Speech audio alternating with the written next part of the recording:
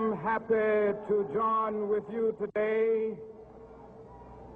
in what will go down in history as the greatest demonstration for freedom in the history of our nation.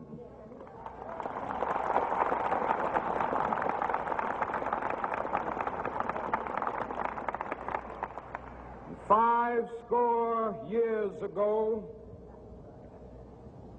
a great American in whose symbolic shadow we stand today signed the Emancipation Proclamation. This momentous decree came as a great beacon light of hope to millions of Negro slaves who had been seared in the flames of withering injustice. It came as a joyous daybreak to end the long night of their captivity. But 100 years later, the Negro still is not free. 100 years later, the life of the Negro is still sadly crippled by the manacles of segregation and the chains of discrimination.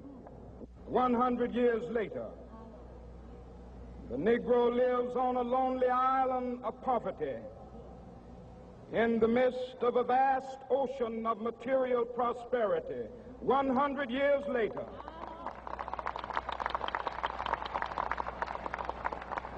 the Negro is still languished in the corners of American society and finds himself in exile in his own land. And so we've come here today to dramatize a shameful condition. In a sense, we've come to our nation's capital to cash a check.